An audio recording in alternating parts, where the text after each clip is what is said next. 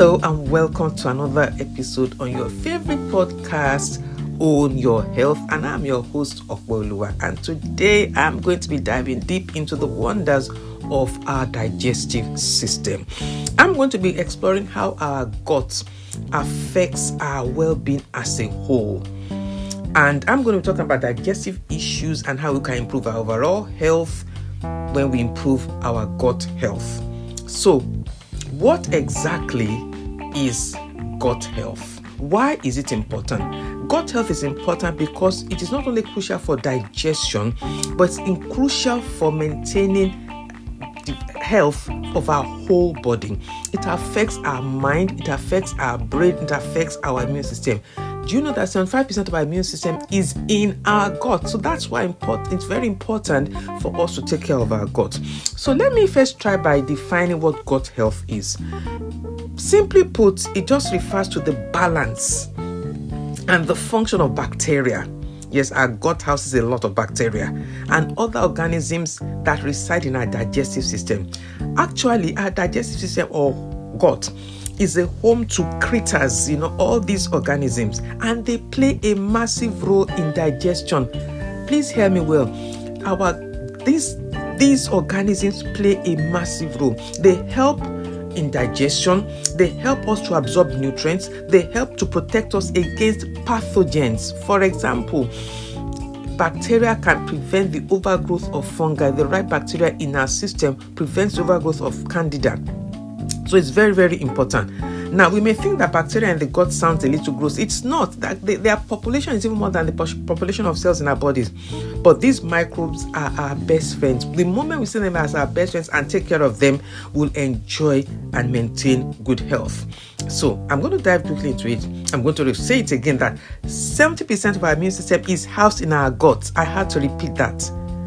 So think about that. So if your gut isn't functioning well, that means your whole immune system will be compromised, and we cannot afford a compromised immune system. Our immune system must be functioning at 100% capacity.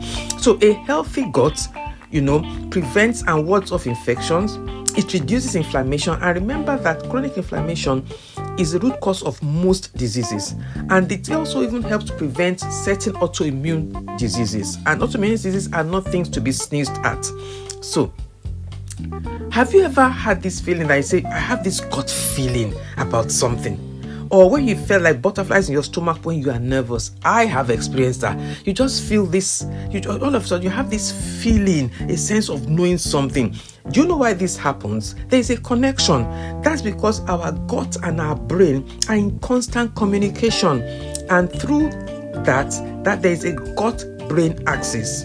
Okay? And that's how the gut and our gut health can profoundly impact our mental health. Remember, I said it's connected to the brain. So any imbalance in our gut, any imbalance in the gut bacteria can lead to overall damage to our overall health. Okay? Do you know that researchers have discovered that gut health can profoundly impact our mental health? In fact, an imbalance in gut bacteria has been linked to conditions like anxiety, depression, and even neurodegenerative diseases. Yes, neurodegenerative diseases. Our gut produces about 90% of the body's serotonin, which is a powerful neurotransmitter that regulates our mood. Can you see the connection now?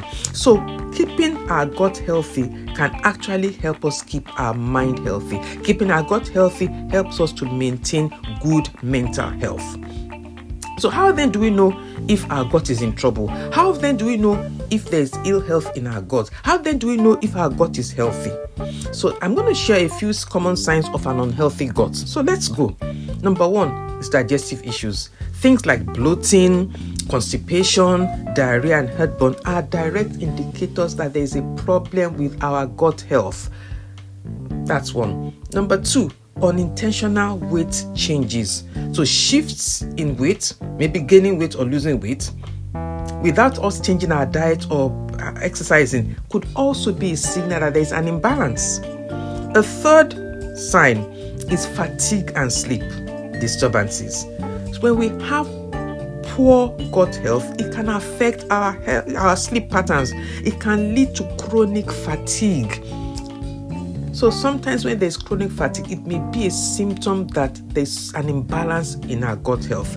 A fourth symptom or sign is skin conditions. When we have issues like eczema and acne, it can be, it might be connected to our gut health. There's actually been a link that they've discovered between gut health, eczema, and acne. Another sign is autoimmune conditions. When we have an unhealthy gut, it can trigger autoimmune responses where the body begins to attack itself. When we have autoimmune responses, the body begins to see the body as an enemy and begins to attack it. So when we have bad gut health, it can trigger autoimmune conditions. So, however, I want to say that even if we can recognize some of these signs in our bodies, there are some steps that we can take to improve our gut health. So let's look at the steps we can take to improve our gut health. Number one, we need to eat a diverse range of foods. We need to incorporate a variety of foods in our diet that can promote diverse microbiota. And this includes eating fruits, vegetables, legumes, and fermented foods like yogurt, kefir, and kimchi, because these are actually good food for the microbiota that is living in our gut. Number two, we need to stay hydrated. A lot of times we are not hydrating enough. A lot of times we are dehydrated. So when we drink plenty of water, it aids our digestion and it aids nutrient absorption, and which is very, very important when it comes to digestion. So hydration ensures that our digestive system is moving smoothly. Let's go to the third part. We need to consume prebiotics and probiotics. Prebiotics and probiotics are very, very essential. What are prebiotics? These are fibers that feed the probiotics, and probiotics are the good bacteria. So we need to feed the good bacteria that are inside our gut. And foods like bananas, asparagus, and garlic, and even ginger are rich in prebiotics. So when we eat those foods, we are actually helping to feed the healthy bacteria in our gut. And like I said before, these healthy bacteria are called probiotics. And they are found, and you can also get probiotics, these healthy bacteria, you can also find them in fermented foods like yogurt, sauerkraut, kombucha, and they help to keep the gut healthy, because we need to repopulate our gut bacteria on a regular basis. And the fourth thing we need to do is to reduce stress. Stress is not good for the body. When we are stressed, it can impact our digestive and gut health.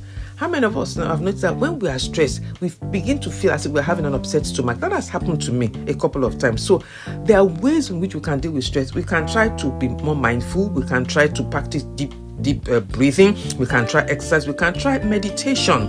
We can try visualization. All these things, even prayers, help to reduce our stress levels, and this will thus improve our gut health. Another area I want to talk about is we need to avoid the overuse of antibiotics.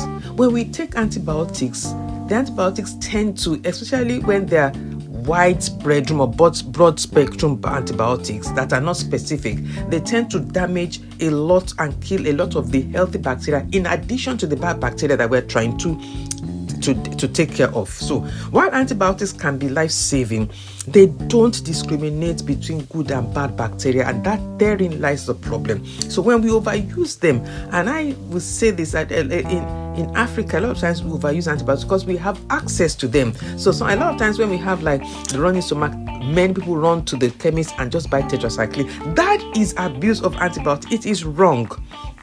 So overusing them can deplete our healthy microbiota that are there. So always use antibiotics under the supervision of a doctor. Don't just go buying antibiotics when you think you need them.